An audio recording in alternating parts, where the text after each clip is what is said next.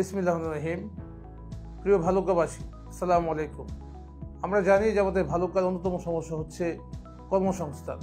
আমাদের ভাই ও বোনেরা যখন তাদের পড়াশোনা শেষ করে একইভাবে যারা কর্মসংস্থান জীবনে প্রবেশ করতে চায়, আমাদের নিজের এলাকায় প্রাপ্যতা থাকা সত্ত্বেও আমরা লক্ষ্য করি যে আমাদের সেই পরিবেশটি নেই।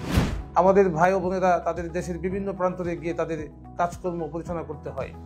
আমার একটি আশা এবং ভালো লাগার বিষয় হয়তো যদি আমরা দেখতে পারতাম যে আমাদের ভাই বোনেরা তাদের পড়াশোনা এবং গ্র্যাজুয়েশন শেষ করার পর তাদের কর্মজীবন যখন শুরু করবে, তাদের পরিবারের সাথে থেকে এই ভালুকায় থেকেই তাদের কর্মজীবন পরিচালনা করতে পারে।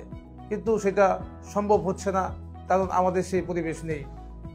আমি মনে করি, আমি দীর্ঘদিন এই গার্মেন্টস সেক্টরে কাজ করি। আমার সেই অভিজ্ঞতা থেকে আমি বলতে পারি, আমাদের এই প্রবলেমটা যদি আমরা সমাধান করতে চাই তাহলে পারস্পরিক আস্থা অর্জন করতে হবে। আমাদের যে কোম্পানিগুলো ভালুকাতে রয়েছে তাদের মালিকগণ এবং কর্মকর্তাদেরকে আশ্বস্ত করতে হবে আমরা আমাদের এলাকার প্রভাব বিস্তার করব না।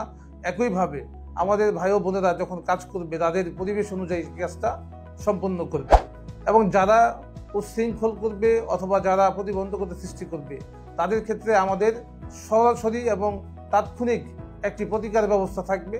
তাহলে আমাদের সম্ভব একটি ভালুকায় কর্ম পরিবেশ সৃষ্টি করা। পাশাপাশি আমাদের এই কর্ম পরিচালনা বা আমাদের যে কর্মজীবনের এই প্রতিবন্ধকতা নিরসনের জন্য আমাদের একটি ব্যাপক পরিকল্পনা আছে, যেটি হয়তো বা একক বা এইভাবে এক বক্তব্যের মধ্যে শেষ হবে না। ভবিষ্যতে যদি আল্লাহ আমাদেরকে সুযোগ দেয় তাহলে অবশ্যই আমরা আপনার এই পরিবেশ তৈরি করতে দৃঢ় সংকল্পবদ্ধ। আসসালামু আলাইকুম।